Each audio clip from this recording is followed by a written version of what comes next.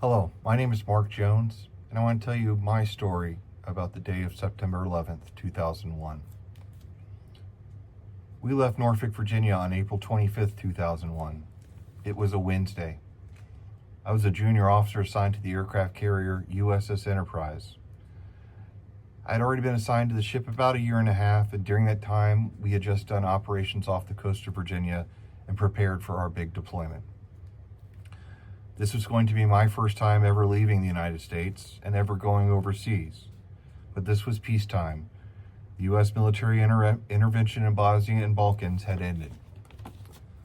Although the bombing of the USS Cole in Yemen just 6 months before was very fresh in our minds, as the injured ship and the remains of the 17 murdered sailors and 40 wounded crew members had just returned to Norfolk a few months before.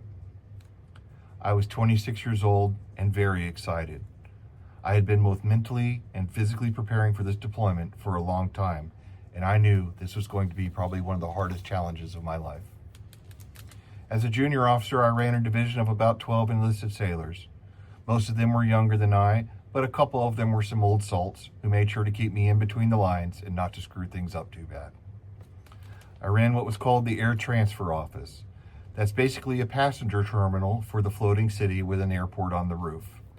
What the movies don't often show is that besides the sleek fighter jets, several times a day, large cargo planes and helicopters would land, and it was our job to offload the passengers, mail, and cargo, and send them back to the beach. It was a fun job, sometimes stressful, but enough to keep a junior officer busy. Since I was a kid and had watched Top Gun in the theater in 1986, I had fallen in love with carrier aviation, especially the controlled chaos of working on an active flight deck. The bright-colored jerseys, the 30-mile-an-hour salty wind, the steam from the catapults, the fire-belching high-pitched engines just inches away from you, the radios crackling in your headset, and the silent sign language we would use to communicate because it was too loud to talk. That spring and summer of 2001 was a European vacation. It seemed like every other week we pulled into another port for a few days. England, Spain, France, Portugal, Greece, Italy, Crete, you name it. And like the aviation community, we worked hard and played harder.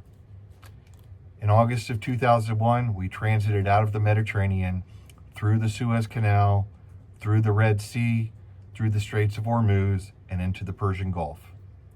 Since the first Gulf War in 1991, U.S. and allied countries regularly patrolled the no-fly zone over Iraq. The Air Force deployed out of Turkey and Saudi Arabia to monitor the northern no-fly zone, and the Navy deployed off aircraft carriers in the Gulf to protect the southern no-fly zone and the oil platforms in the Persian Gulf. The month we spent in the Gulf was very busy and ungodly hot. The average temperature inside the ship was in the 90s. The working flight deck was about 130. It was miserable, but it was exciting. After over a month of patrolling the southern Iraq no-fly zone, we were relieved by another carrier. It had been over 5 months since we had left Norfolk. It was time for us to turn around and go home. We transited the Strait of Hormuz on September 9th, 2001, and into the Arabian Sea, and prepared for our journey back onto the other side of the world. The morning of September 11th was a very welcome relief. We were out of the Persian Gulf oven. We weren't flying for a few days, so that meant a little bit of peace and quiet. A few days of minimal work, a few days to maybe sleep in, go to the gym, catch up on a couple movies, sit down and actually eat a meal without having to stuff your mouth between flight cycles. And of course, everyone was making plans about coming home, seeing family, and getting back to a normal way of life. Some of us even started planning a Halloween party because we knew we were coming home in October. We were still 8 hours ahead of Eastern Standard Time. That afternoon, I decided to read a book and eventually fell asleep in my rack. I woke up around 4 p.m. and decided to go to my office, check tomorrow's flight plan, fill out the daily reports, check on emails, and see what else we had going on that week. While walking down the passageway, I ran into one of my sailors whose eyes were the size of saucers. He'd asked if I had seen what happened. He then told me that a plane had hit a tower in New York City. Kind of confused, I went into my office where my sailors were watching CNN. Before they could tell me what was going on, we watched a second plane hit the World Trade Center. Like everyone else in the world, we watched in horror as the events of the next hours unfurled. By the time the second tower fell, we could literally feel the ship turn around. The captain came over the 1MC and told the crew that America was now under attack. The ship instantly went into a combat posture. 2 fighter jets were launched to protect the ship, and another 4 were on a 5-minute alert.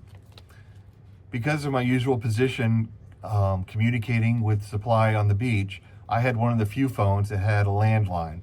So I called my mother and very quickly let her know that we were okay. Within a minute of hanging up that phone call, all but the important communications were shut down. No more phone calls or emails off the ship. That afternoon and evening, the ship was eerily quiet. Like everyone else in the world, the entire crew was stunned.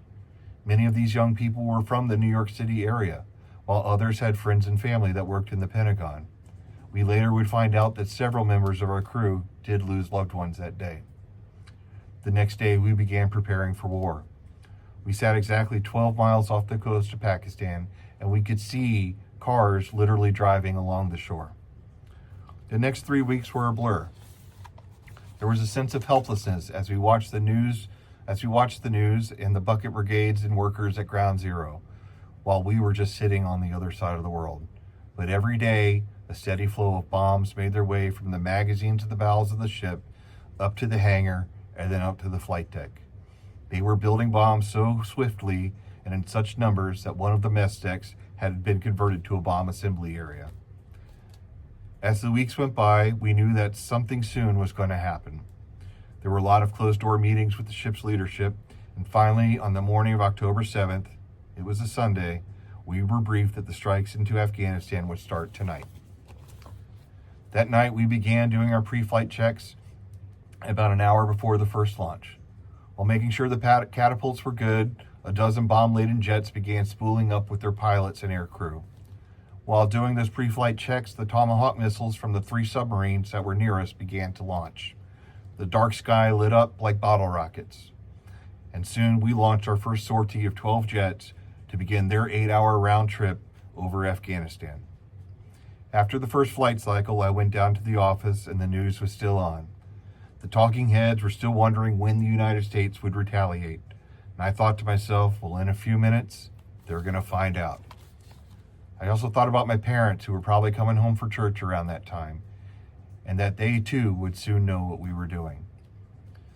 We stayed on station off the coast of Pakistan, launching combat sorties around the clock for another month and a half. At this point, after 7 months, Enterprise needed to come home. The ship itself was already 40 years old and had been ridden hard for 2 months straight. We were all exhausted, and what started out as a routine Mediterranean cruise had turned into a combat deployment. We came home to Norfolk just before Thanksgiving. There were 10,000 people waiting for us on the pier that morning, including my parents, my aunts and uncles, and some of my cousins. I remember stepping onto solid ground for the first time in 92 days and thinking to myself, you did it. You came home, and I brought home all 12 of my sailors without a scratch. For the rest of my life, I will always know that I was there the night of October 7th, 2001. I was there when the rest of the world was holding its breath, and I was there the day America needed me to do my job. Thank you.